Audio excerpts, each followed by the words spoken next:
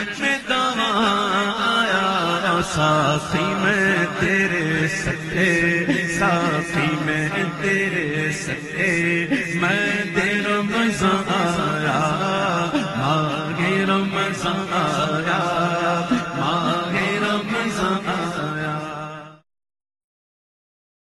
بسم اللہ الرحمن الرحیم۔ رمضان کے رنگ تنظیم بلبل باغ رضا کے سنگ میں حاضر خدمت ہیں۔ اللہ کا احسان، اللہ کا فضل و کرم، اس کی عطا، اس کا بے پایہ احسان کہ آج ایک نئے پروگرام ایک نئے عنوان کے ساتھ حاضر خدمت ہیں۔ آج کا پروگرام فاتح خیبر، داماد رسول، شوہر بطول حضرات حسنین کریمین کے والد محترم فاتح خیبر شیر خدا مولا علی المرتضیٰ رضی اللہ تعالی عنہ وکرم اللہ تعالی وجہہ الکریم کے حوالہ سے ہے، اور پروگرام کے فارمیٹ اور اللہ اور اس کے رسول کے فرمان کے مطابق پروگرام کا باقاعدہ آغاز اللہ رب العزت کے لاریب کلام سے، اس کے کلام سے آیات بینات کی تلاوت سے کر رہے ہیں، اور ہمارے پاس اللہ رب العزت کے کلام سے آیات بینات کی تلاوت کے لیے موجود ہیں حافظ قاری حسن محمود چشتی صاحب۔ میں ان سے درخواست کروں گا کہ وہ اللہ رب العزت کے کلام سے آیات بینات کی تلاوت فرما کر ہماری قلوب و اذہان کو منور کریں۔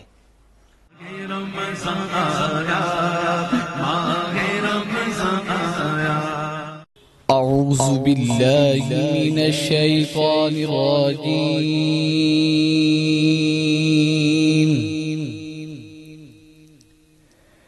بسم اللہ الرحمن الرحیم،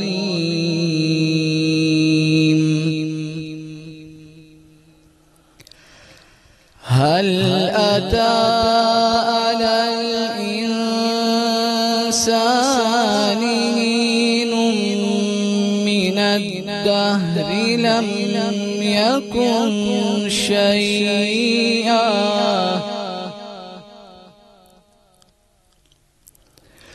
لم يكن شيئا مذكورا،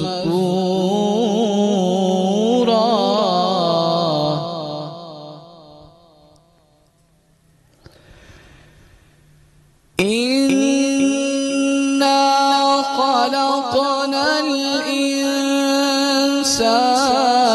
من نطفة أمشاج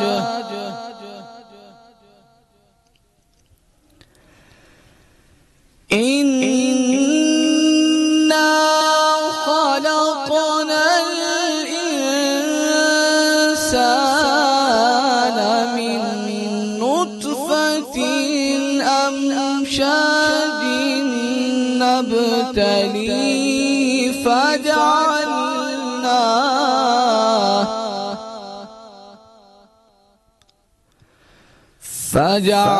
فجعلناه سميعا بصيرا،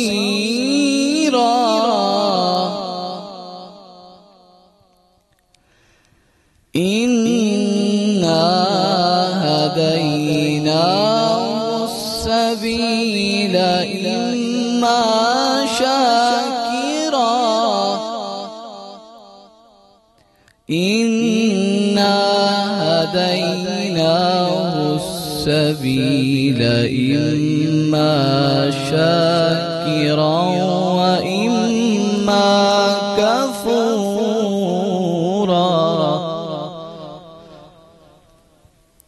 صدق الله العظيم۔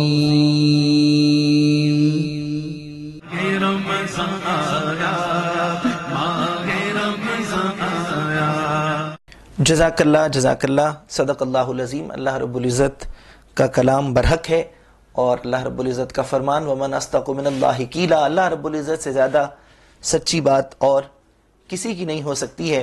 جیسا ہم نے ذکر کیا کہ آج کا پروگرام جناب علی المرتضیٰ رضی اللہ تعالی عنہ کے حوالے سے، اور اس پروگرام میں خاص طور پر ہم جناب علی کرم اللہ تعالی وجہ الکریم کے جو فضائل ہیں اور آپ کے جو اوصاف ہیں، آپ کی سیرت و کردار ہے، اس کو ہم کلام اقبال کی روشنی میں دیکھنا چاہیں گے کہ حکیم الامت، شاعر مشرق ڈاکٹر علامہ محمد اقبال رحمۃ اللہ تعالی علیہ نے حضرت علی کرم اللہ تعالی وجہ الکریم کا ذکر اپنے کلام میں کس طرح کیا، کس انداز سے کیا، اور حضرت علامہ محمد اقبال نے اپنی محبتوں کے جو نذرانے ہیں وہ بارگاہ حیدری میں کس طرح سے، کس انداز سے پیش کیے ہیں.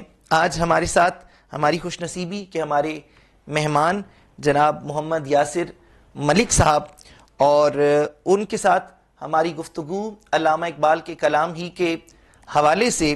اور جو گفتگو کا پہلا مرحلہ اور پہلا جو سوال جو ہم ان سے کرنا چاہیں گے وہ یہ کہ اقبال نے حضرت علی المرتضیٰ رضی اللہ تعالی عنہ کو قوت و طاقت کا ایک استعارہ جو ہے وہ ان کو پیش کیا ہے کہ وہ قوت اور طاقت کا سرچشمہ ہیں، استعارہ ہیں.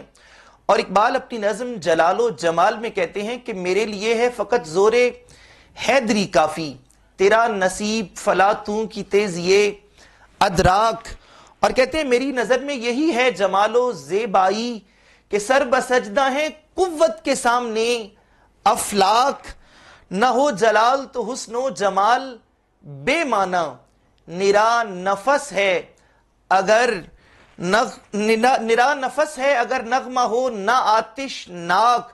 اور کہتے ہیں کہ مجھے سزا کے لیے بھی نہیں قبول وہ آگ کہ جس کا شعلہ نہ ہو تند و سرکش و بے باک. تو اس میں وہ جو جرت، بہادری، بے باکی، دلیری، قوت، طاقت کی بات کر رہے ہیں، اس کے حوالے سے ہم جناب محمد یاسر ملک صاحب سے اس حوالے سے گفتگو کریں گے. یہ فرمائیے گا کہ علامہ اقبال رحمۃ اللہ تعالی علیہ نے جو یہاں پر یہ کہا کہ میرے لیے ہے فقط زور حیدری کافی، تو وہ زور حیدری کو کس طور پر لے رہے ہیں اور وہ کس اعتبار سے کہہ رہے ہیں کہ مجھے زور حیدری ہی کافی ہے؟ اور یہ کہ قوت و طاقت کے کون سے وہ پہلو ہیں جو ان کے پیش نظر ہیں جن کی وجہ سے وہ اس زور حیدری کو کافی سمجھ رہے ہیں، اور ان سے وہ کیا کیا جو منفعت ہے اور کس طرح سے وہ اس سے عوام تک وہ پیغام پہنچانا چاہ رہے ہیں کہ ملک ڈاکٹر علامہ محمد اقبال. بسم اللہ الرحمن الرحیم. سب سے پہلے تو میں ایک آپ کو مبارکباد بھی پیش کرنا چاہوں گا کہ جو پروگرام کا ٹائٹل ہے، ویسے مولا کائنات کی شان میں بہت کچھ کہا جا سکتا ہے، گھنٹوں کا پروگرام بھی کیا جا سکتا ہے، بلکہ کتب بھی لکھی گئی ہیں اور کئی والیومز میں کتب ہو سکتی ہیں. لیکن اس کا جو میں بطور ابتدائی یہ بات عرض کر رہا ہوں ناظرین کے لیے کہ علامہ اقبال کی نظر سے دیکھنے کا کیا فائدہ ہے. پہلے ہمیں دیکھنا ہوگا کہ اقبال کون ہے. اقبال ایک فلسفی ہے. بہت خوب. اقبال ہے جس نے فلسفہ چھان مارا ہے، جو یورپ کا اس وقت کا جدید فلسفہ پڑھ کر آیا ہے اور بہترین اساتذہ سے پڑھ کر آیا ہے، دنیا بھر کا فلسفہ چھان کر آیا ہے، پھر وہ آ کر قرآن کی تعلیمات کو انڈورس کر رہا ہے. پھر دیکھیں کہ وہ ایک بہت بڑا اپنے وقت کا مفکر اور فلسفی ہے. یہ اس کی زبان کے الفاظ ہیں. کیا کہنے. نمبر ایک بات یہ ہمیشہ پیش نظر رہے، بہت شاندار پہلو، کہ یہ آواز کسی مدرسہ سے نہیں آ رہی ہے، کسی مدرسہ سے نہیں آ رہی ہے، کیونکہ آج کل ایک خاص مدرسہ سے آنے والی آواز کو ایک خاص رنگ سے اور پہلو سے دیکھا جاتا ہے. یعنی نہ کوئی خاص مدرسہ ہے، نہ کوئی خاص مکتبہ فکر ہے. جی بالکل، بے شک اسکول آف تھاٹ سے نہیں آ رہی. فلسفہ میں پی ایچ ڈی ہے اور وہ بھی یورپ سے. تو کہنے والا کون ہے یہ دیکھنا، یہ بات پیش نظر رہے. پھر اس کے آگے میں عرض کرتا ہوں کہ یہ ایک بطور ابتدائیہ میں نے عرض کیا. اب میں بتانا یہ چاہتا ہوں کہ اسلام کا مزاج کیا ہے. اب آپ کی اقبال کی شاعری کو بھی سمرائز کریں گے تو آپ کو یہ بات نظر آئے گی. ایک آیہ مبارکہ کے چند لفظ میں دہراتا ہوں، لِيُظْهِرَهُ عَلَى الدِّينِ كُلِّهِ. اللہ اکبر. اسلام مغلوب رہنے کے لیے آیا ہی نہیں تھا. اللہ اکبر. اسلام کا مزاج ہی نہیں ہے مغلوب رہنا. اسلام کا مزاج ہی نہیں ہے مغلوب رہنا.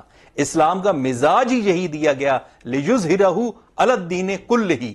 تمام دنیا اور ادیان پر غالب آنا ہی اسلام کا مزاج ہے. بے شک بے شک بے شک. اب اس مزاج کو سوائے قوت حیدری کے اٹین نہیں کیا جا سکتا. اللہ اکبر. کیا کہنے. مطلب یہ جو اسلام کا مزاج ہے نا کہ دنیا پر چھا جانا، اس کے لیے آپ کو قوت حیدری درکار ہے. کیا کہنے، سبحان تو یہی اللہ۔ اقبال بتا رہے ہیں۔ تو قوت حیدری وہ صرف مولائے کائنات کی طرف بے شک اشارہ ہے، لیکن دراصل وہ ہر دور میں وہی قوت چاہیے آپ کو، لِيُظْهِرَهُ عَلَى الدِّينِ كُلِّهِ۔ جب ہم آپ کو دیکھتے ہیں میدان کارزار میں، مولائے کائنات کو دیکھتے ہیں کہ ذوالفقار جب جنبش میں آتی ہے تو وہ کیسے بڑے بڑوں کو تہ تیغ کر دیتی ہے، نہ وہ مرحب کا بھی سر جدا کر دیتی ہے، عمر بن عبد ود کا بھی سر جدا کر دیتی ہے۔ وہ 11 سال کا کمزور لڑکا وہ کہتا ہے کہ یا رسول اللہ پوری دنیا چاہے مخالف ہو جائے تو میں آپ کے ساتھ کھڑا ہوں۔ کیا کہنے، تو یہ قوت حیدری ہے، یہ مزاج ہے، اس کا نام دیا شاہ مرداں شیر یزداں قوت پروردگار، لا فتح الا علی لا سیف الا ذوالفقار۔ کیا کہنے۔ جی بالکل۔ اچھا اس میں جو یہ اقبال نے کہا کہ نہ ہو جلال تو حسن و جمال بے معنی، بے شک نرا نفس ہے اگر نغمہ ہو نہ آتشناک۔ تو یہ جو اور نظم کا عنوان بھی انہوں نے یہی رکھا، جلال و جمال۔ تو یہ جو جلال و جمال کا امتزاج انہوں نے کہا ہے کہ ایک جمالیاتی پہلو ہے اور ایک اس کا جلال کا پہلو ہے۔ وہ کہتے ہیں کہ جمال ہونا چاہیے، لیکن اگر محض جمال ہو اور اس کے ساتھ جلال نہ پایا جائے تو پھر وہ ایک سانس رہ جائے گا، ایک نفس رہ جائے گا، پھر وہ نغمہ آتشناک نہیں بنے گا، یعنی وہ اس میں اثر انگیزی نہیں ہوگی۔ اور وہ کہتے ہیں کہ مجھے سزا کے لیے بھی نہیں قبول وہ آگ کہ جس کا شعلہ نہ ہو تند و سرکش ہو، یعنی وہ آگ کے اندر بھی وہ حدت اور تپش اور تمازت اور حرارت مانگتے ہیں۔ تو یہ جو جمال اور جلال کا کمبینیشن بنایا ہے انہوں نے، اس پر گفتگو کیجئے گا کہ یہ کیسا کمبینیشن ہے؟ دیکھیے یہ بات جو پہلے عرض کی گئی، آپ ایک اور مقام پر فرماتے ہیں، اب یہ خاص حضرت علی کی شان میں نہیں، اس کو جنرلائز کیا گیا۔ وہ کہتے ہیں کہ ناداں گر گئے سجدے میں جب وقت قیام آیا۔ اللہ اکبر۔ اب جمال کیا ہے؟ آپ کو سرکار علیہ الصلوۃ والسلام راتوں کو قیام کرتے ہوئے نظر آتے ہیں۔ سبحان اللہ۔ آپ دیکھتے ہیں کہ میرے غلام رات کا قیام کیسے کر رہے ہیں، ان کی قرات کو سماعت فرماتے ہیں۔ صدیق اکبر کو دیکھتے ہیں کہ ان کی راتیں کیسے گزر رہی ہیں، عمر فاروق کو دیکھتے ہیں کہ ان کی راتیں کیسے گزر رہی ہیں، سب قیام میں ہیں، قیام اللیل بھی ہے، قرات قرآن بھی ہے، یہ جمال ہے۔ لیکن آپ کو یہی صاحبان جمال دن میں برسر پیکار بھی نظر آتے ہیں، اللہ اکبر، ہاتھوں میں شمشیر لیے بھی سر بکف بھی نظر آتے ہیں۔ کیا کہنے۔ اب یہ دشمن کے مقابلے میں دعائیں نہیں کر رہے۔ اللہ اکبر۔ جب بازی دشمن آمنے سامنے کھڑا ہے تو یہ سجدہ ریز نہیں ہے، سبحان اللہ، یہ سجدے میں نہیں ہے، حالت قیام میں ہے، کیا کہنے۔ ہاتھ میں تلوار بھی ہے۔ یہی اقبال کا پیغام ہے کہ یہ صرف جمال نہیں ہے، یہ تیرا جمال کام نہیں آئے گا جب تک تیرے جمال کی نمود نہیں ہوگی۔ اللہ اکبر۔ یعنی جمال یہ ہے کہ چہرہ انور رسول اللہ کا حضرت علی المرتضیٰ کی گود میں ہے، عصر کی نماز کا وقت ہے، اور وہ اپنی جو عبادت ہے وہ چہرہ رسول کی زیارت میں گزار دیتے ہیں۔ اور جلال یہ ہے کہ مقابلے میں مرحب ہے جو 1000 شاہ سواروں کا مقابلہ کرنے کے لیے تنہا قافل ہے، لیکن اس کے مقابلے میں جناب علی المرتضیٰ سینہ تان کر وہاں موجود ہیں، تو وہ جمال ہے اور یہ جلال ہے۔ مجھے دور حاضر کے ایک عظیم عاشق رسول کے الفاظ میں مستعار لیتا ہوں اور بہت خوبصورت میرے دل پر نقش ہوئے۔ تو آپ فرماتے ہیں، حضرت علامہ خادم حسین رضوی رحمت اللہ تعالی علیہ نے فرمایا کہ جب مرحب نے للکارا تو مولائے کائنات نے یہ نہیں فرمایا کہ ہم تو نیک لوگ ہیں، ہم تو صوفی ہیں۔ اللہ اکبر۔ فرمایا انا الذی سمتنی امی حیدر، تو مرحب ہے تو میری ماں نے بھی میرا نام حیدر رکھا ہے۔ اب مرحب کے مقابلے میں میں حیدر ہوں، لیکن مسلمانوں کے مقابلے میں کیسے ہوں کہ میں بوریاں کاندھے پہ ڈال کر غریبوں کے گھر میں بھی ڈالنے کے لیے تیار ہوں۔ سبحان اللہ، سبحان اللہ۔ پروگرام میں ایک بریک کا وقت ہوا چاہتا ہے، بریک کے بعد دوبارہ حاضر ہوتے ہیں اور انشاءاللہ فکر اقبال کی روشنی میں، کلام اقبال کی روشنی میں حضرت علی رضی اللہ تعالی عنہ کی سیرت، آپ کا کردار اور آپ کی عظمت کے حوالے سے گفتگو کرتے ہیں۔ ہمارے ساتھ رہیے گا۔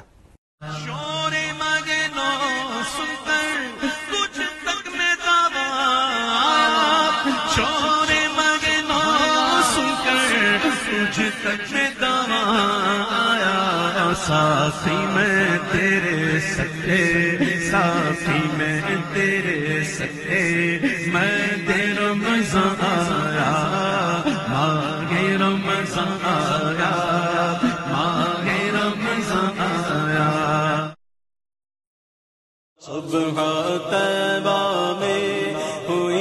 بٹتا ہے بڑا نور کا صدقہ لینے نور کا آیا ہے تارا نور کا صدقہ لینے نور کا آیا ہے تارا نور کا اللہ اللہ اللہ اللہ اللہ اللہ اللہ تیرے ہی ماتھے رہا اے جان صحرا نور کا تیرے ہی ماتھے رہا اے جان صحرا نور کا تیرے ہی ماتھے رہا اے جان صحرا نور کا بخت جاگا نور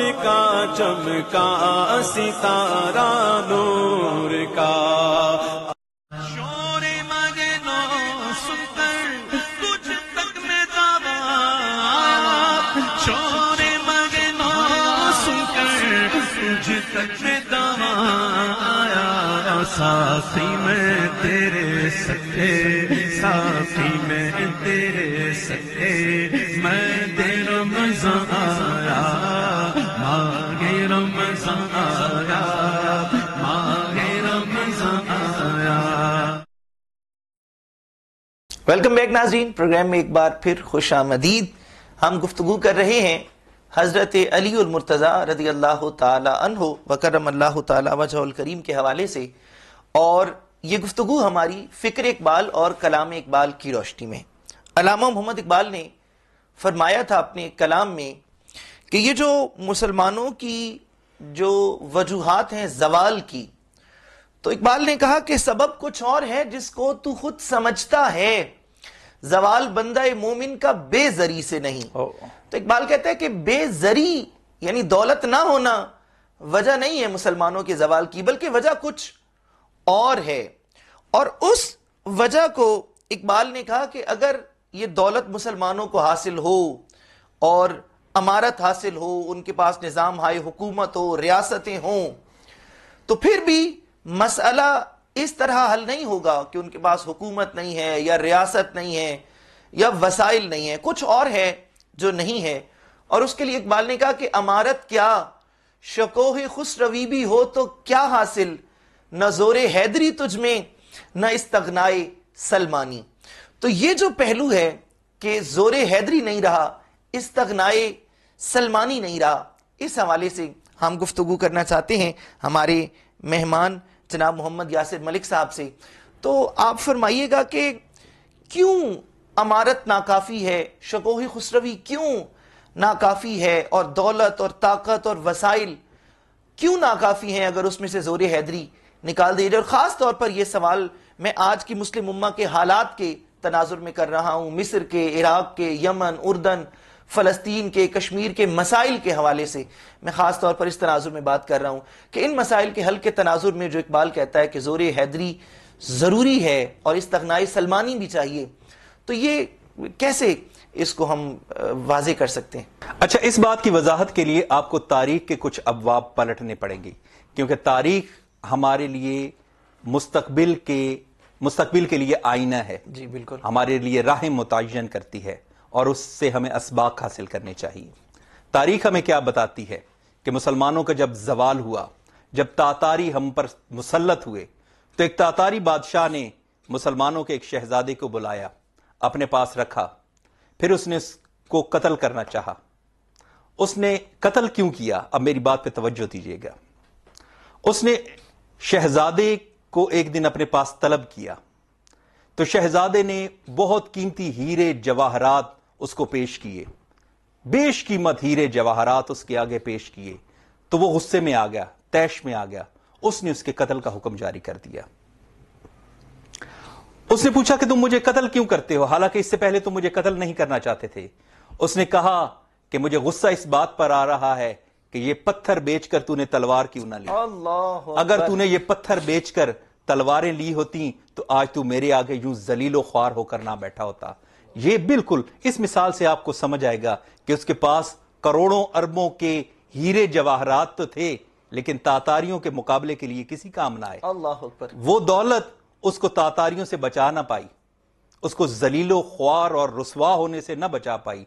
उस वक्त जोरे हैदरी थी जो उसको जिल्लत और रुसवाई से बचाती। सुभान अल्लाह। तो इसी तरफ इकबाल ने इशारा किया है कि ये जो दौलत और अमारत है ये आपको एक दिन जिल्लत और रुसवाई की तरफ लेके जा सकती है।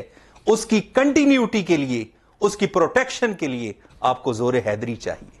क्या कहने। बल्कि एक हदीस पाक मेरे ज़हन में आई जिसमें रसूलुल्लाह सल्लल्लाहु अलैहि वसल्लम ने फरमाया, उसका मफहूम अर्ज कर रहा हूं कि बेहतरीन जो माल है या बेहतरीन जो दीनार है जो इंसान खर्च करता है, तो वो दीनार है जो वो उस घोड़े पर खर्च करता है जो अल्लाह की राह में जिसने जिहाद करना है। यानी बात करने का मकसद ये है कि वो जो आप जिसका जिक्र कर रहे हैं कि वो माल और असबाब को जब आप अपने डिफेंस के लिए यूटिलाइज नहीं करते, खुददारी के लिए और अपनी बका के लिए और मुस्तकबिल का जैसे आप जिक्र कर रहे हैं उसके लिए, तो वो फिर जाहिर है वो नाकाफी होता है। अच्छा, इसमें इस्तगनाए सलमानी जो है, वैसे हमारा प्रोग्राम तो जाहिर है हजरत अली और मुर्तजा के हवाले से है, लेकिन इस्तगनाए सलमानी चूंकि उसके साथ आया है कॉम्बिनेशन में, तो इस्तगनाए सलमानी क्यों रिक्वायर्ड है? अब इनको हमें इस्तारे की सूरत में देखना पड़ेगा, इस्तारों की सूरत में देखना पड़ेगा। जैसे मैंने अर्ज किया कि जोरे हैदरी को, कुव्वत हैदरी को भी एक इस्तारा, एक खास शख्सियत में हमें, बेशक वो उनकी कोई मुकाबला नहीं है उनकी कुव्वत का, इसी वजह से तो वो कुव्वत का इस्तारा बन गए हैं, लेकिन इकबाल उनको एज अ इस्तारा पेश कर रहे हैं। जैसे कुरान पाक ने फरमाया कि अपने घोड़े तैयार रखो, लेकिन आजकल के दौर में हम घोड़े नहीं तैयार करेंगे।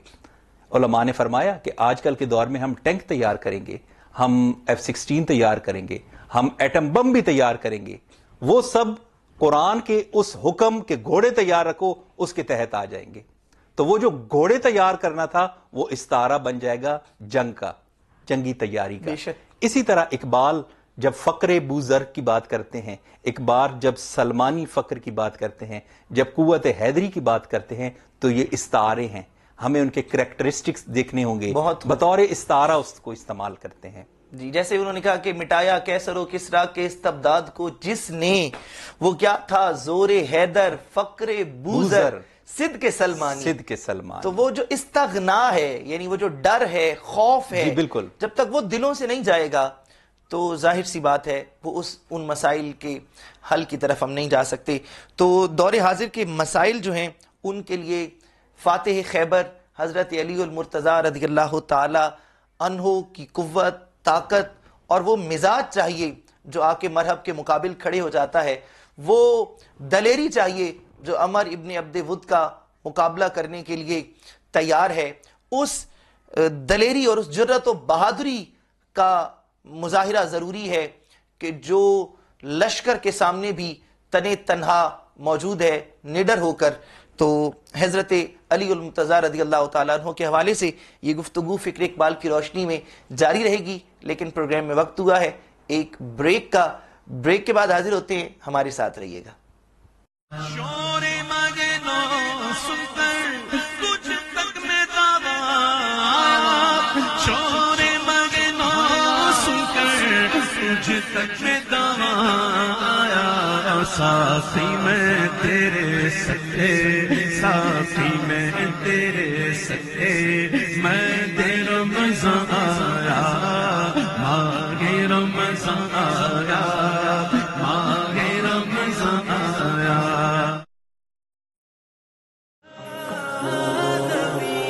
कमली वाले मुहम्मद तो सदके में जान, जिन्हें आके गरीबां दी पढ़ लई, जिन्हें आके गरीबां दी पढ़ लई। शोरे मगनो सुनकर तुझ तक में दावा, शोरे मगनो सुनकर तुझ तक में दावा आया। साथी मैं तेरे सच्चे, साथी मैं तेरे सच्चे, मैं तेरा मज़ा आया, मांगे रमज़ान आया, मांगे रमज़ान आया। پروگرام میں ایک بار پھر خوش آمدید. فاتح خیبر شیر خدا مولا علی المرتضیٰ رضی اللہ تعالی عنہ وکرم اللہ تعالی وجہ الکریم کے حوالے سے فکر اقبال کی روشنی میں، کلام اقبال کی روشنی میں گفتگو جاری ہے.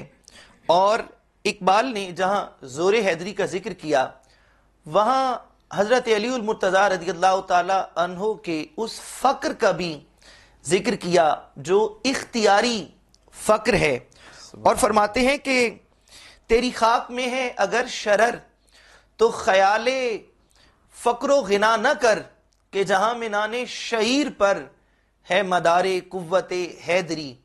تو اس حوالے سے ہم بات کرنا چاہیں گے کہ جس قوت حیدری اور جس زور حیدری کا ہم نے ذکر کیا، تو اس زور حیدری کی بنیاد کیا ہے، سرچشمہ کیا ہے، وہ قوت، وہ طاقت، وہ کیسے حضرت علی المرتضیٰ رضی اللہ تعالیٰ عنہ کے پاس آئی. کیونکہ اقبال کہہ رہے ہیں کہ جہاں میں نانے شعیر پر، کہ وہ روکھی سوکھی جو روٹی ہے وہ مدار قوت حیدری ہے. تو یہ کس جانب اشارہ کر رہے ہیں علامہ اقبال، اور یہ کیا فکر ہے، اس کو ذرا واضح فرمائیے گا. جی بالکل، بے شک. پہلے ذکر ہوا کہ آپ کی ایک لازوال جو طاقت تھی، آپ کی قوت تھی، جس کا ڈنکا پورے عرب میں بجتا تھا. لیکن اب اگلا کوسچن یہ ذہن میں آتا ہے کہ آپ کو وہ کیسے حاصل ہوئی؟ کیا آپ نے اس کے لیے کوئی جم، کوئی ایکسرسائزز کی، یا کوئی کشتہ جات کھائے، یا کوئی آپ کی خوراک یا ڈائٹ پلان اس قسم کا تھا، کوئی مشقیں کیا کرتے تھے اس قسم کی جس سے آپ نے ایسی قوت حاصل کی؟ تو اس کا جواب بالکل نفی میں آئے گا. اس کا جواب بھی اقبال خود دیتے ہیں کہ جہاں میں نان شعیر پر ہے مدار قوت حیدری. کیا مطلب ہوا؟ کہ وہ جو کی سوکھی روٹی ہے، اس سے مولا علی کو وہ لازوال قوت حاصل ہو رہی ہے. اور یہ اقبال خود نہیں کہہ رہا، یقیناً اقبال کی نظر میں یہ واقعہ ہوگا کہ آپ جامع مسجد کوفہ میں بیٹھے ہوئے ہیں، ایک شخص نے ڈنکے سنے ہوئے تھے، فاتح خیبر، جس نے خیبر کا در ایک ہاتھ سے اکھاڑ کر پھینک دیا، 40 صحابہ نہ اٹھا سکے. تو اس نے یہ ڈنکے سن رکھے تھے، وہ ملنے کے لیے حاضر ہوا، دیکھا کہ صحن میں ایک شخص بیٹھا ہے، سوکھی روٹی توڑی نہیں جا رہی، تھوڑا زور لگا رہا ہے. حاضر خدمت ہوا، کہتا ہے علی بن ابی طالب آپ ہی ہیں؟ جی میں ہی ہوں. کیا آپ وہ شخص ہیں جس نے باب خیبر اٹھا کر پھینکا تھا؟ آپ سے تو سوکھی روٹی نہیں کھائی جا رہی. کہتے ہیں تم کیا سمجھتے ہو کہ میں نے باب خیبر جسمانی قوت سے توڑا تھا؟ خدا کی قسم میں نے روحانی قوت سے توڑا تھا. تو یہ ملکوتی قوت تھی. یہ خود اس پہ علماء کی بھی بحث ہے کہ اس میں جسمانی قوت کار فرما نہیں تھی. مولائے کائنات کی نظر عالم جسمانیات سے اٹھ چکی تھی، ورنہ اگر آپ کی نظر مادہ اور مادیت میں ہو تو آپ خود سوچیں گے کہ ایک شخص ایک در کو اکھاڑ نہیں سکتا. لیکن آپ کی نظر کیونکہ محو ہو چکی تھی، اس سے ذات حق میں جا چکی تھی، اور آپ نے مدار قوت وہاں سے لیا ہوا تھا، تو آپ کے سامنے وہ کچھ بھی ثابت نہ ہوا. اور آپ کو چن لیا گیا تھا، وہ علم آپ کو عطا کیا گیا تھا، اور وہ اس صبح سے پہلے رات ہی کو آپ کو چن لیا گیا تھا کہ صبح وہ علم اس کو دیا جائے گا کہ جو اللہ اور اس کے رسول کا محبوب ہے.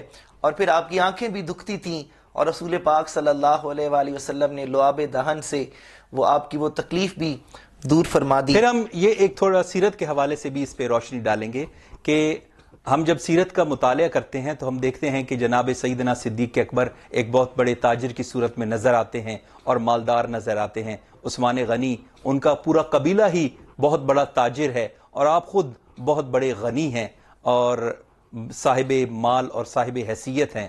جبکہ آپ جب جناب علی المرتضیٰ کی سیرت کا مطالعہ کرتے ہیں تو آپ کو فقر ہی فقر نظر آتا ہے. آپ کو کاشان نبوت میں کئی دن خوراک بنتی اور چولہا جلتا دکھائی نہیں دے گا. یہی حال جناب مولا مرتضیٰ کے گھر کا بھی ہے. کئی دن چولہا جلتا نظر نہیں آئے گا، کئی دن چکی پیسنے کی آواز نہیں آئے گی. لیکن وہ قوت، وہ پھر یہ قوت کہاں سے آ رہی ہے؟ یہ قوت روحانی قوت ہے، یہ ملکوتی قوت ہے، یہ ایمان کی قوت ہے.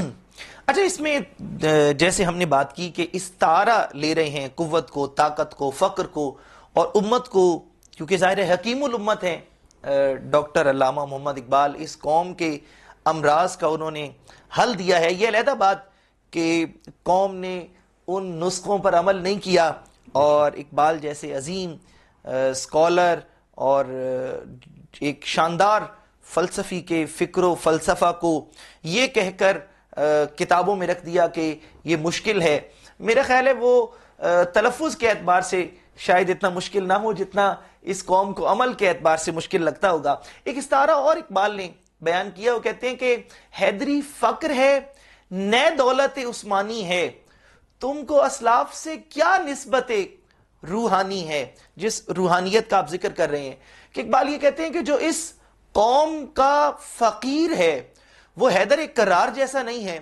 اور اس قوم کا جو امیر ہے وہ حضرت عثمان ذو النورین جیسا نہیں ہے، اور تم کو اپنے اسلاف سے کوئی روحانی نسبت حاصل ہی نہیں ہے۔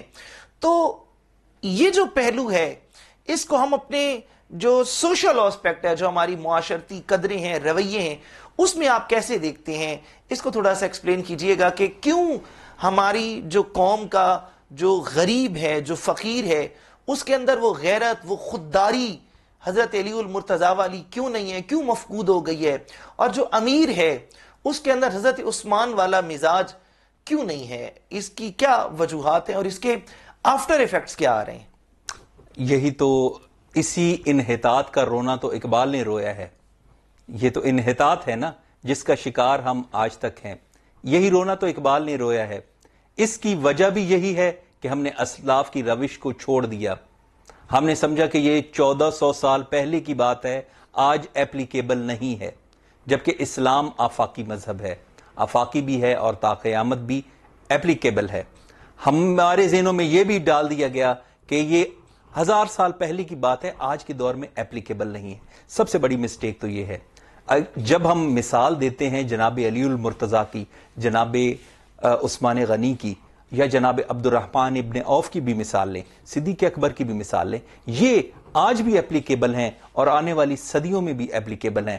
حضور کا اسوہ، حضور کی صورت آج سے 1400 سال پہلے جیسے ایپلیکیبل تھی، اللہ تبارک و تعالیٰ نے جب کائنات کے لیے بہترین اسوہ اس کو قرار دیا تو تا قیام قیامت وہ بہترین اسوہ ہی رہے گا اور ایپلیکیبل ہی رہے گا۔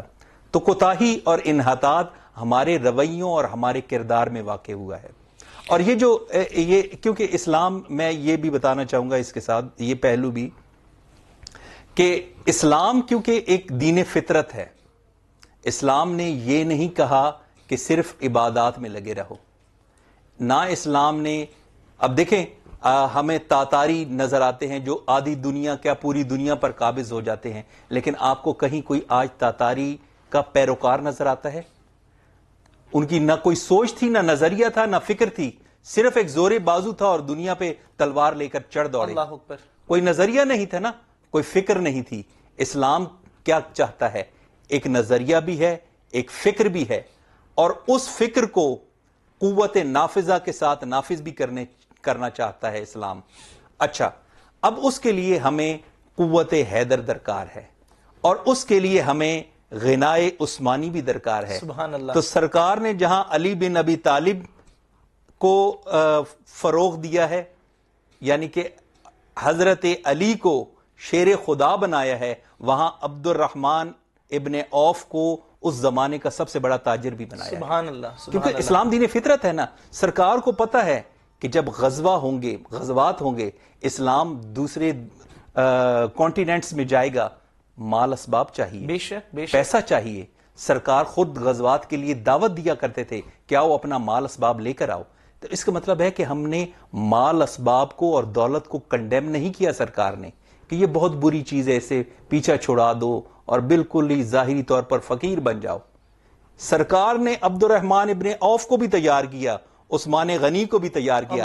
اب یہ ایک کریکٹر ہے، سرکار نے کریکٹر بھی دیا کہ امیر کا کریکٹر کیا ہے کہ اس کی دولت دین کے لیے ہے۔ کیا کہنے، عبد الرحمن ابن عوف کی دولت، وہ اس وقت کا عرب پتی ہے، اس کی ساری دولت دین پر نچھاور ہے، اور مولائے کائنات کی ساری قوت دین پر نچھاور ہے۔ اللہ اکبر، اللہ اکبر۔ اور یہ جو فکر ہے، جس کیفیت کی ہم بات کر رہے ہیں، اس کے لیے تو اقبال نے دعائیں مانگی ہیں۔ اور کیا دیکھیں نا، جیسے وہ صدقے بوذر کی بات کر رہے ہیں، صدقے سلمانی کی بات کر رہے ہیں، پھر وہ دولت عثمانی، یعنی وہ تمام رسول اللہ کے صحابہ کہ اوصاف اور خصوصیات میں سے کوئی ایک چیز لے کر اس کو امت کے سامنے پیش کر رہے ہیں، اور وہ کیا دعائیں کرتے ہیں خوبصورت. اللہ رب العزت کی بارگاہ میں ساقی نامہ میں عرض کرتے ہیں کہ تڑپنے پھڑکنے کی توفیق دے، دل مرتضیٰ سوز صدیق دے. اللہ اکبر. تو وہ دل مرتضیٰ جب حاصل ہو تو پھر ظاہر ہے کہ یہ بات ہو سکتی ہے. اچھا، اقبال نے جہاں پر حضرت سیدہ طیبہ طاہرہ حضرت فاطمہ زہرا رضی اللہ تعالی عنہا کے حوالے سے آپ کے اوصاف کا اور آپ کی عظمتوں کا ذکر کیا، اور حضرت زہرا کے حوالے سے اقبال نے اپنے کلام میں ایک بات کہی. وہ کہتا ہے کہ اقبال کے اگر مجھے شریعت کا پاس نہ ہو، یعنی اگر مجھے شریعت کے قوانین کا پاس نہ ہو اور شریعت نے روک نہ رکھا ہو، تو پھر میرا دل کرتا ہے کہ میں حضرت زہرا کے مزار کے طواف کیا کروں. اللہ اکبر. تو وہاں انہوں نے جہاں حضرت سیدہ زہرا کی بات کی کہ مریم از یک نسبت عیسیٰ عزیز، از سہ نسبت حضرت زہرا عزیز، تو وہاں وہ حضرت علی المرتضیٰ کا جہاں ذکر کرتے ہیں تو وہ کہتے ہیں کہ بانوے آن تاجدار حل عطا مرتضیٰ مشکل کشا شیر خدا. تو یہ 4 خوبیاں اس ایک شعر میں اقبال نے حضرت علی کرم اللہ تعالی وجہ الکریم کے بیان کی کہ تاجدار حل عطا، مرتضیٰ، مشکل کشا اور شیر خدا. تو ان 4 اوصاف کے حوالے سے میں چاہوں گا کہ ہم بات کریں. ایک تو تاجدار حل عطا ہونا کیا ہے، مرتضیٰ ہونا کیا ہے، مشکل کشا ہونا کس اعتبار سے ہے، اور شیر خدا ہونا، تاکہ کلام اقبال میں جو اقبال نے یہ الفاظ استعمال کیے، اقبال کا نظریہ بھی پتہ لگ گیا کہ اقبال حضرت علی کرم اللہ تعالی وجہ الکریم کو شیر خدا مانتے ہیں، مشکل کشا مانتے ہیں، مرتضیٰ مانتے ہیں اور تاجدار حل عطا مانتے ہیں. تو ان جو القابات ہیں ان کی ذرا تشریح اور تعبیر فرما دیجئے گا. سبحان اللہ، ماشاءاللہ. دیکھیں اب پھر میں اسی اپنی شروعاتی جو انٹروڈکٹری میں نے ایک بات عرض کی تھی کہ یہ بات کہہ کون رہا ہے، یہ آواز اب مدرسہ سے نہیں آ رہی. اللہ اکبر. یہ پھر آواز کہاں سے آ رہی ہے؟ وقت کا ایک فلسفی دے رہا ہے، اور وہ کیا کہہ رہا ہے؟ تاجدار حل عطا، مرتضیٰ، مشکل کشا، شیر خدا. اب یہاں سے ایک مسلکی، یہاں سے ہمیں یہ بھی دیکھنا چاہیے کہ اقبال مسلکی جو اختلافات ہیں ان سے بالائے تر ہو کر وہ فلسفیانہ اپروچ سے اور کمپلیٹ انالیسس سے، جو کہ ایک فلسفی کی سوچ کا طریقہ کار ہے، وہ ہوا میں تیر نہیں چلا رہا. اس نے پہلے کمپلیٹ سٹڈی کیا، اس نے انالیسس کیا، اس کے بعد وہ کچھ کہہ رہا ہے. اور وہ جو ایک سیٹ پیٹرن کا وہ جو ہے ایک جسے آپ ملائیت کہتے ہیں یا ملائزم کہتے ہیں، وہ تو اقبال کے کلام سے ہمیں نظر آتا ہے کہ وہ اس طرح کے مزاج کے خلاف ہے، بلکہ وہ اس کو 2 رکعت کا امام جیسے کہا. تو اگر پھر اس کا مطلب یہ ہے کہ یہ اقبال وہ کوئی ٹپیکل وہ مولوی فکر بات نہیں کر رہا، بلکہ یہ ایک عالم اسلام کی متفقہ سوچ. اور بالکل آپ کو ہر ممبر سے اقبال کے اشعار کی آواز آئے گی، بے شک. یہ کسی بھی خاص مسلک سے نہیں، ہر مسلک کے ممبر سے آپ کو اقبال کے اشعار کی گونج نظر آئے گی. اس کی وجہ یہی ہے کہ اقبال کے ہاں فکر پائی جاتی ہے، ایک خاص مسلکی نظریہ نہیں پایا جاتا، فکر اور فکری بات پائی جاتی ہے بطور فلسفی. سبحان اللہ.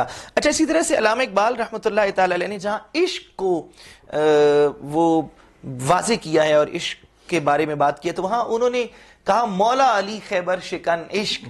اس کا مطلب ہے کہ جناب علامہ محمد اقبال کے نزدیک علی کرم اللہ تعالی وجہ الکریم کے لیے جو یہ لقب ہے مولا علی، حدیث پاک سے من کنت مولا، تو وہ یہ اس کو بھی اپنی شاعری میں استعمال کرتے ہیں. اچھا، اسی طرح سے اقبال رحمۃ اللہ تعالی علیہ نے جو آپ کا لقب ہے ابو تراب، تو وہ ایک تو انہوں نے ذکر کیا اپنی کلام میں کہ یہ لقب رسول اللہ صلی اللہ علیہ وسلم نے جناب علی کو عطا فرمایا، اس حوالے سے آپ فرمائیں گے.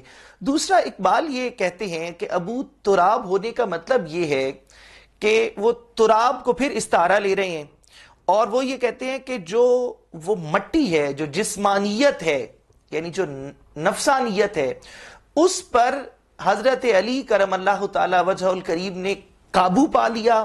ان کی روحانیت جو ہے وہ جسمانیت پر غالب آ گئی, جسم ان کی روح کے تابع آ گیا. سبحان تو اللہ. ان کی جو مٹی ہے وہ مغلوب ہو گئی, ان کے قابو میں آ گئی, اس لیے وہ ابو تراب ہیں. تو یہ پہلو ہیں, اس حوالے سے ذرا گفتگو فرمائیے گا.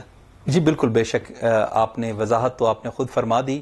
تو اس کو ہم اس پہلو سے بھی اگر دیکھ لیں کہ یہ بو تراب کا لقب کس زبان سے بیان ہوا ہے. اللہ اکبر. جب سرکار کی زبان سے, اس زبان سے, وہ زبان جس کو سب کن کی کنجی کہیں, جب انہوں نے بو تراب کہا تو اس کا مطلب ہے اس کے اثرات تو ہوں گے. بے شک بے شک. میں تو اس کو سرکار کے زبان سے نکلے ہوئے لفظوں کی تاثیر سمجھتا ہوں. یہی وجہ ہے کہ جناب علی المرتضیٰ سرکار کے ظاہری وصال کے بعد بھی تا دم آخری آپ کو کوئی علی بن ابی طالب کہتا تو آپ اتنا خوش نہ ہوتے جتنا کوئی ابو تراب کہتا تو آپ خوش ہوا کرتے تھے. اسی وجہ سے کہ آپ کو یہ لقب سرکار سے, رسالت مآب سے عطا ہوا تھا. تو سرکار کی بھی نظر تھی, تو سرکار کے کہنے کی بھی وجوہات تھیں, اور سرکار کے کہنے کا اثر بھی تھا. اللہ اکبر اللہ اکبر, سبحان اللہ سبحان اللہ. اچھا, ایک بات برسبیل تذکرہ جو ہے وہ یہاں پر میں کرنا چاہوں گا حضرت علی کرم اللہ تعالی وجہ الکریم کے مشکل کشا ہونے کے حوالے سے, کیونکہ مسند امام احمد بن حنبل میں ایک روایت بھی ہمیں ملتی ہے جس کا مفہوم کچھ یوں ہے حضرت عمر رضی اللہ تعالیٰ عنہ سے.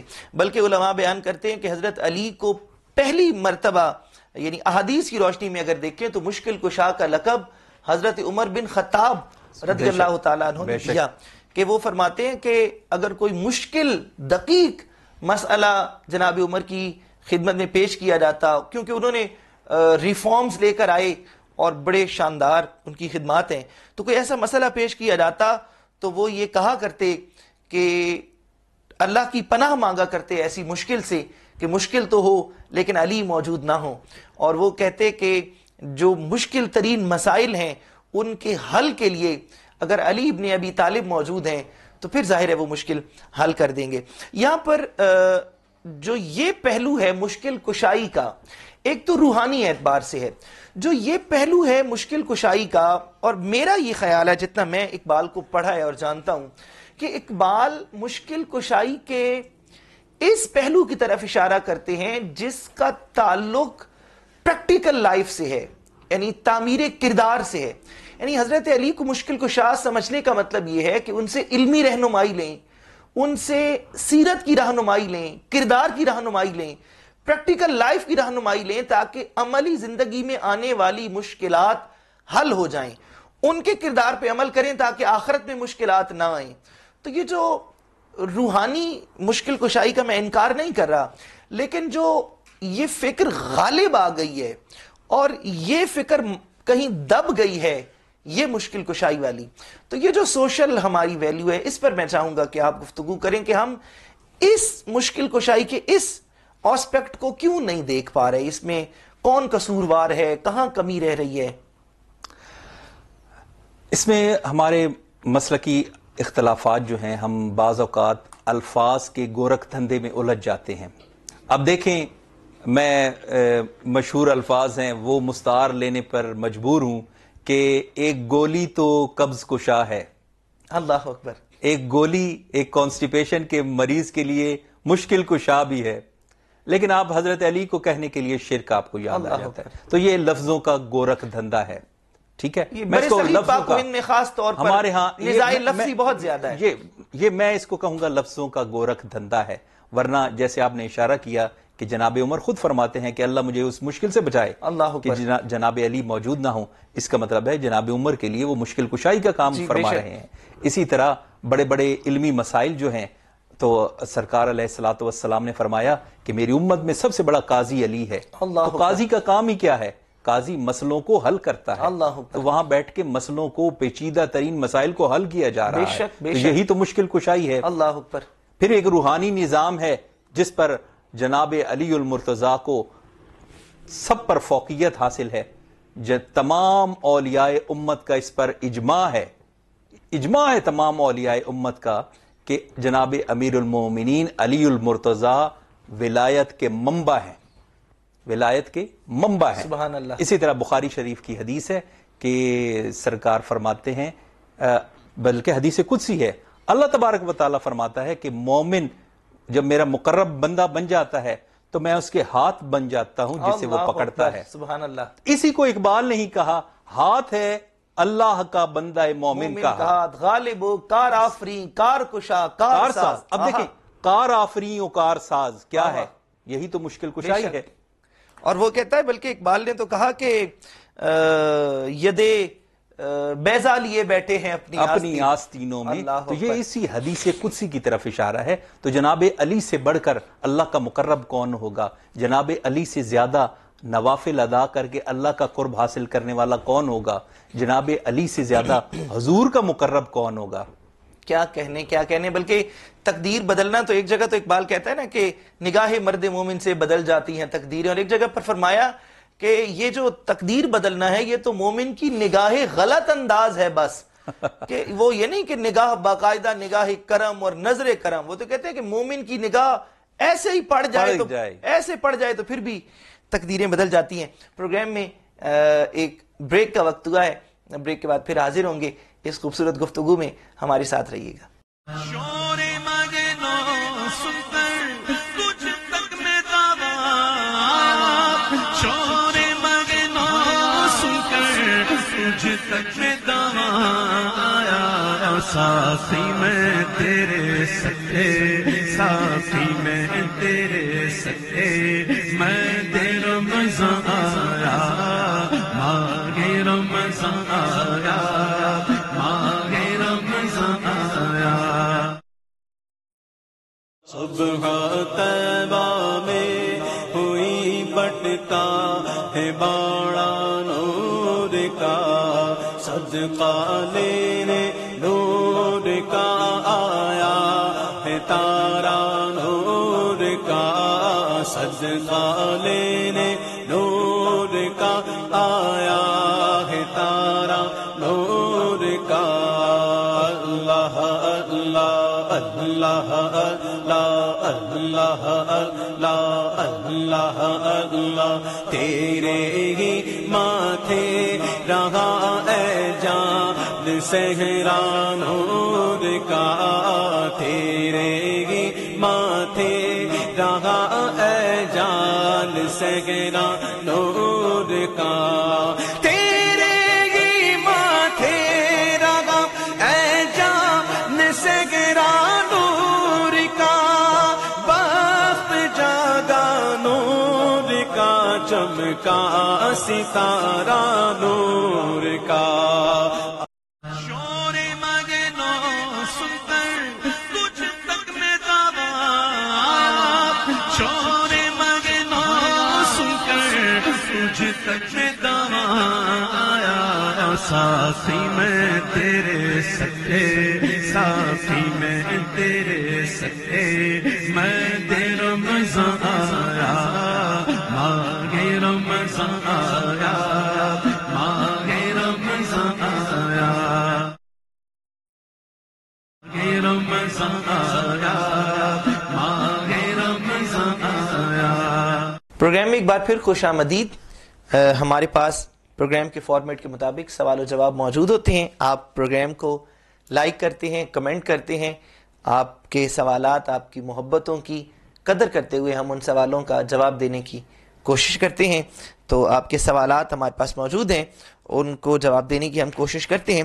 ایک سوال ہمارے پاس موجود ہے کہ استعانت کے حوالے سے، کہ خاص طور پر حضرت علی کرم اللہ تعالی وجہہ الکریم کے حوالے سے اور دیگر جو بزرگان دین ہیں ان سے جو استعانت طلب کی جاتی ہے، تو اس کے حوالے سے ارشاد فرمائیے گا کہ یہ استعانت طلب کرنا کیسا ہے. دیکھیں ابھی ہمیں ڈسکس ہو چکی یہ بات کہ اقبال کی فکر کے حوالے سے بھی اقبال جیسا بندہ کہہ رہا ہے ہاتھ ہے اللہ کا بندائے مومن کا ہاتھ. اور حدیث قدسی بھی اس کے ضمن میں آ گئی کہ اللہ تبارک و تعالیٰ فرما رہا ہے کہ جب بندہ میرا مقرب ہوتا ہے تو میں اس کے ہاتھ بن جاتا ہوں، یبتش بہا جس سے وہ پکڑتا ہے، میں اس کے پاؤں بن جاتا ہوں جس سے وہ چلتا ہے، میں اس کی آنکھ بن جاتا ہوں جس سے وہ دیکھتا ہے. مطلب کیا؟ وہ مظہر انوار الہی بن جاتا ہے، ارادہ اور قدرت الہی کا وہ مرکز بن جاتا ہے، منبع بن جاتا ہے.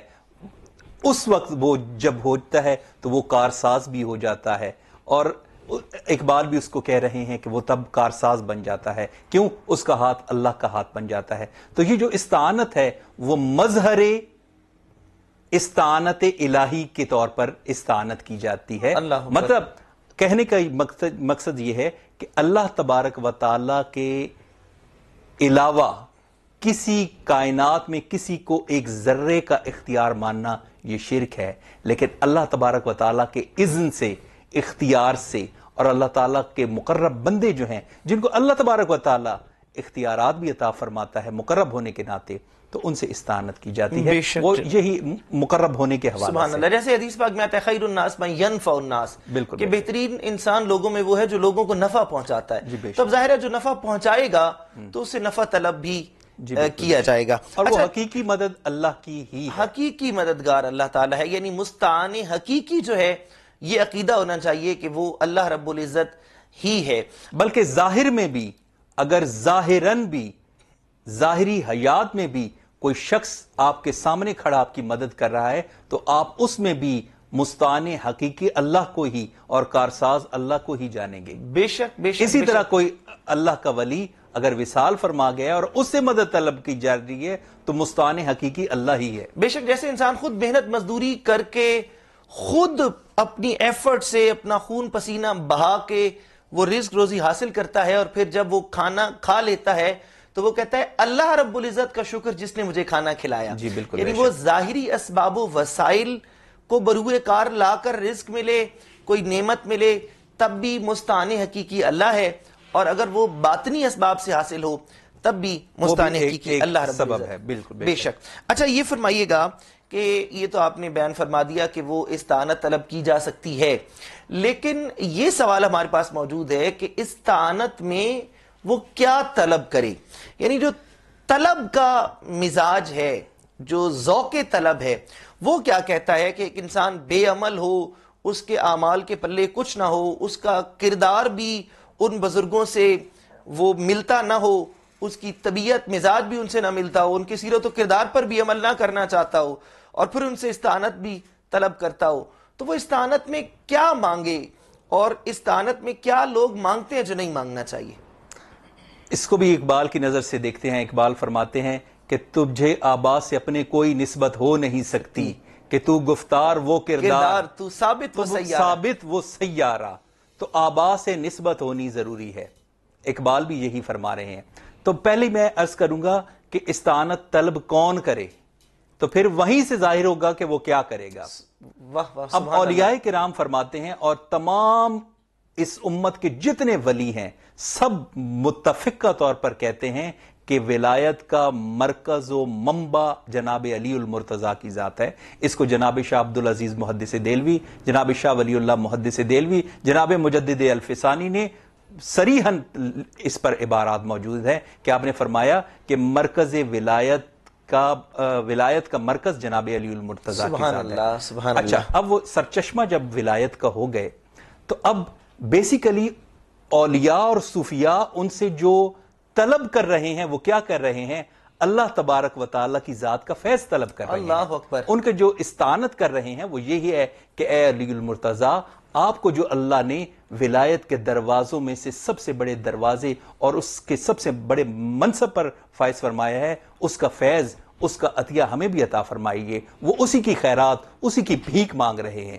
لیکن ہم جیسے ناکارہ اور دنیا میں پھنسے ہوئے لوگ، ہم اپنی جو آلودہ ذہن ہے، ہم اپنی دنیاوی جھنجھٹوں میں الجھے ہوئے، ہمیں ان سے کوئی نسبت بھی نہیں ہوتی، تو ہم اپنی دنیاوی اور ان فکروں میں اس طرح استانت طلب کی ایک جا بے رہی عمل ہوتے انسان ہیں۔ شاید اس سے یہ سمجھ بیٹھتا ہے کہ وہ پوری اور اس کی زندگی وجہ یہ بھی ہے کہ وہاں سے فیض بھی نہیں آ رہا نہیں ہوتا، ملتا، کیونکہ وہ- نسبت نہیں کہ ہے۔ وہ پوری زندگی حضرت علی کی تعلیمات کے خلاف گزارے گا، جی بالکل۔ اور وہ سمجھے گا کہ شاید صرف میں استانت کا نعرہ لگا کے ہی میرا بالکل، کام بن جائے گا۔ بے شک۔ اچھا، اس میں ایک سوال ہمارے پاس، جیسے ہم نے زور حیدری کی بات کی تو ہمارے ناظرین نے یہ سوال ہم تک پہنچایا ہے کہ کیا اس کا یہ مطلب ہے کہ وہ زور حیدری حاصل کر کے اور پھر جو ہے وہ ایک لفظ آیا بلکہ کہ چڑھ دوڑنے والا، کہ پھر کیا ہم وہ تلوار لے کر اور کفار کے خلاف برسر پیکار ہو جائیں، یا اس کا کوئی لاہے عمل ہے، کوئی طریقہ کار ہے؟ تو کیا کیا جائے زور حیدری حاصل کر کے؟ نہیں، یہ اسلام کا مزاج یہ بھی نہیں ہے کہ ہم پوری دنیا پر چڑھ دوڑیں۔ اس میں جو قوت حیدری ہے یہ ایک استعارہ ہے۔ استعارہ ہے وہ یہ ہے کہ آپ کے اندر ایک قوت ہے، یہ قوت کا استعارہ ہے، آپ کے اندر ڈیٹیرنس ہے، اور وہ ڈیٹیرنس ایسی ہے کہ کسی مرہب کو، کسی عمر ابن عبد ود کو آپ کے اوپر حملہ کرنے کی جرت نہیں ہے، کیونکہ اس کو پتا ہے کہ ان کے پاس قوت حیدری موجود ہے۔ اللہ اکبر۔ آج دیکھیں غیر مسلم معاشرے ہیں، ہم نام لیتے چلے جائیں، چائنا ہے، امریکہ ہے، یا یورپین کنٹریز ہیں جن کے پاس، یا اسرائیل ہی لے لیں آج کل، جن کے پاس سینکڑوں کی تعداد میں ایٹم بمز موجود ہیں، ان کے پاس معاشی طاقت موجود ہے۔ یعنی کہ یہ جو سارا پلان اقبال نے امت مسلمہ کو دیا، وہ بے شک کفار ہیں لیکن یہ سارا پلان ان کے پاس موجود ہے۔ لیکن یہاں پہ بھی علی المرتضیٰ کا ہی قول لوں گا کہ وہ فرماتے ہیں کہ معاشرے جو ہیں وہ کفر پر چل جاتے ہیں، ظلم پر نہیں اللہ چلتے۔ اکبر، اللہ تو وہ اکبر۔ کفر کے معاشرے اسی لیے چل رہے ہیں کہ وہ ہیں تو کفر کے، لیکن انہوں نے وہ ڈیٹرنس لیول اپنا قائم کیا وہ ہوا ہے۔ قوت حیدری اور یہ سارا جو ایک پلان تھا وہ انہوں نے حاصل کیا ہوا ہے۔ انہوں نے وہ دولت بھی حاصل کر رکھی ہے جو اس اقتدار کو قائم رکھتی ہے، انہوں نے وہ قوت بھی حاصل کر رکھی ہے، جس کے بارے میں قرآن نے ہاں، بھی اشارہ فرمایا کہ اپنی استطاعت کے مطابق آپ تیاری رکھیں۔ تیاری رکھیں۔ تو قوت حیدری کا مطلب یہ ہے کہ ہماری قوت دیکھ کر دشمن کو جرت ہی نہ ہو ہم پر حملہ کرنے کی، نہ کہ اس کا یہ مطلب ہے کہ ہم اس پر حملہ آور ہو جائیں۔ جزاک اللہ۔ اچھا، اس میں ایک آخری سوال ہمارے پاس موجود ہے کہ جو القابات جن کا ہم ذکر کیا، جیسے ابو تراب کا، مولا علی کا، یا شیر خدا کا، تو یہ جو القابات ہیں، کیا ان میں مختلف جو اسکول آف تھاٹ ہیں ان کے درمیان ڈسپیوٹ ہے؟ اور اگر ڈسپیوٹ ہے تو وہ کس نوعیت کا ہے؟ اور جو اہل السنہ ہیں ان کو اس جو یہ القابات ہیں ان کو کیسے دیکھنا چاہیے؟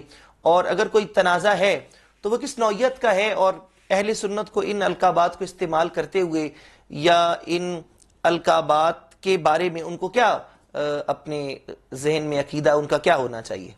جی بالکل، القابات کو سب سے پہلے تو دیکھنا چاہیے کہ کیا یہ شریعت سے ٹکرا تو نہیں رہے ہیں۔ ہمیں کسی کو لقب ٹائٹل دیتے ہوئے دیکھنا چاہیے کہ کیا یہ شریعت کے ساتھ ڈائریکٹلی ٹکرا تو نہیں رہا۔ اگر نہیں ٹکرا رہا تو اس میں کوئی حرج بھی نہیں ہے، خصوصاً اس کی کوئی خاص مناسبت ہو۔ تو جناب علی المرتضیٰ سے زیادہ ہم نے دیکھتے ہیں کہ حضور علیہ الصلوۃ والتسلیم کی امت میں آج تک کسی ماں نے ایسا بہادر جنا ہی نہیں ہے۔ سبحان اللہ، تو سبحان جب یہ اللہ۔ سچ ہے، حقیقت ہے، تو اسد اللہ کہنے میں کیا حرج ہے؟ اللہ تو اکبر۔ اسد اللہ کا کیا مطلب ہے؟ اللہ کا شیر، سبحان اللہ کے اللہ۔ شیروں میں سے ایک شیر ہے۔ سبحان اللہ۔ ٹھیک ہے، تو دوسرا لقب کا مطلب اور اس کی تعریف ہی یہی ہے کہ لوگ آپ کو آپ کی کسی خصوصی صفت کی وجہ سے جو نام دیں اور وہ مشہور ہو جائے۔ تو ہم جناب علی ابن ابی طالب نہ کہیں، اسد اللہ الغالب کہیں، سبحان تو ہر اللہ۔ ایک کا ذہن فوراً آپ کی طرف متوجہ کیا ہوگا۔ کہنے۔ اسی طرح سید الشہداء کہیں تو لوگوں کا ذہن فوراً امام حسین کی طرف راغب ہو جائے بے گا، شک، سبحان فوراً اللہ۔ ذہن ادھر چلا جائے گا۔ اسی طرح اولیاء کے القابات ہیں، جیسے گنج شکر کہیں تو آپ کا ذہن فوراً کن کی طرف جائے گا؟ جیسے حضرت فرید الدین مسعود، دیکھا سبحان اللہ۔ آپ نے، میں نے نام نہیں لیا، آپ نے خود جان لیا۔ سبحان تو اللہ۔ یہی تو القاب ہیں۔ جزاک اللہ۔ مولا علی کہنے کے حوالے سے جیسے القابات ہیں، تو مولا کہنا جو ہے، کیا اس میں معنی و مفہوم کا اہل السنہ کے نزدیک کوئی تعین ہے؟ جی، یہ بھی ایک بہت کنٹروورشل لفظ ہے۔ اس میں کوئی ڈاؤٹ نہیں ہے کہ یہ حدیث میں بلکہ بکثرت سے احادیث روایت ہوئی ہیں جن میں یہ لفظ وارد ہوا ہے، اس لحاظ سے ہم مانتے ہیں اور ہم جناب مرتضیٰ کو مولا علی کہتے ہیں اور اس میں کوئی حرج نہیں جانتے، لیکن اس کا معنی اور مفہوم وہی ہوگا کیونکہ لفظ مولا کے بے شمار معنی بھی ہیں۔ اب میں اس ڈیٹیل میں نہیں جاؤں گا کیونکہ وقت اس کا متحمل نہیں ہے، لیکن میں صرف اتنا عرض کروں گا کہ وہی معنی درست ہیں جو اہل السنہ والجماع کے علماء اور فقہاء نے بیان فرما دیے۔ یہاں مولا سے مراد محبوب ہیں، اور بے شک حضور علیہ الصلوۃ والسلام پوری کائنات کے محبوب ہیں، اور جس کو حضور محبوب ہیں اس کو حضرت علی اور مرتضیٰ کو محبوب رکھنا چاہیے۔ سبحان اللہ سبحان اللہ، بہت خوبصورت گفتگو رہی، اور دل تو نہیں چاہ رہا کہ یہ گفتگو اختتام پذیر ہو، لیکن ظاہر ہے پروگرام کا فارمیٹ ہے، وقت کی مجبوری ہے، اور پروگرام میں فارمیٹ کے مطابق اس وقت بارگاہ سرور کونین میں گلہائے عقیدت پیش کرنے کا وقت ہوا چاہتا ہے، اور آج چونکہ مولا علی المرتضیٰ شیر خدا، فاتح خیبر، داماد رسول، شوہر بطول، حضرات حسنین کریمین کے والد محترم حضرت علی المرتضیٰ رضی اللہ تعالی عنہ وکرم اللہ تعالی وجہ الکریم کی نسبت سے ہم نے یہ پروگرام کیا تھا، تو ہمارے ساتھ موجود ہیں ساجد علی رضوی صاحب۔ ہم چاہیں گے کہ ساجد علی رضوی بارگاہ حیدری میں اپنی محبتوں کا نذرانہ پیش کریں اور منقبت فضائل علی میں ہمیں سنائیں، اور ہماری جو سماعتیں ہیں اور ہماری جو ایمانی لذت ہے اس کو جلا بخشیں۔ اور اس نعت کے ساتھ ہی پروگرام کا وقت اپنے اختتام کو پہنچے گا۔ اپنا خیال رکھیے گا، اس امید اور اس یقین کے ساتھ کہ آپ درود پاک کی تلاوت کرتے رہیں گے، اپنا خیال رکھیں گے۔ کسی نئے پروگرام میں نئے عنوان کے ساتھ انشاءاللہ دوبارہ ملاقات ہوگی۔ رمضان آیا، ماہ رمضان آیا، علی علی ہر دم علی علی علی علی دم دم علی علی علی علی ہر دم علی علی علی علی دم دم علی علی علی علی ہر دم علی علی علی علی دم دم علی علی اہل نظر کی آنکھ کا تارا علی علی اہل نظر کی آنکھ کا تارا علی علی اہل وفا کے دل کا اہل وفا کے دل کا سہارا علی علی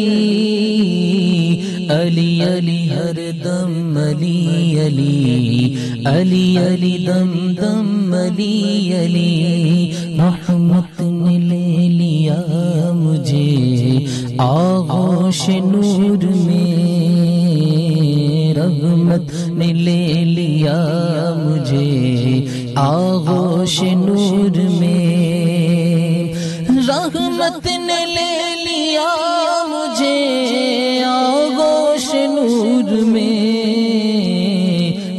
نے کبھی جو رو کے پکارا علی علی میں نے کبھی جو رو کے پکارا علی علی علی علی دم دم علی علی علی علی ہر دم علی علی ایک کیف ایک سرور سا رہتا ہے رات دن ایک کیف ایک سرور سرور ایک کیف ایک سرور سرور ایک کیف ایک سرور سرور ایک کیف ایک سرور سرور ایک کیف ایک سرور سرور ایک کیف ایک سرور سرور ایک کیف ایک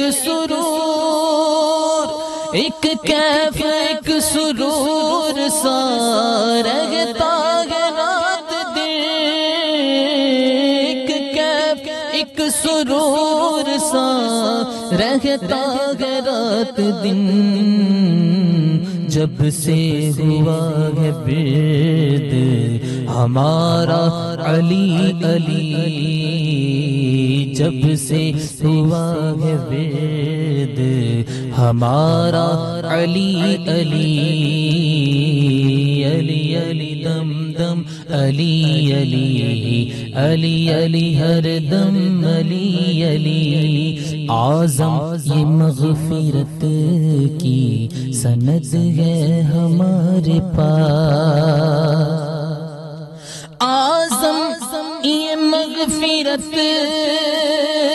کی سند ہے ہمارے پاس اعظم یہ مغفرت کی سند ہے ہمارے پاس ہم ہیں علی کے اور ہمارا علی علی ہم ہیں علی کے ہم ہیں علی کے ہم ہیں علی کے ہم ہیں علی ہم ہیں علی کے ہم ہیں علی ہم ہیں علی کے ہم ہیں علی کے ہم ہیں علی کے اور ہمارا علی علی علی علی دم دم علی علی علی علی ہر دم علی علی شور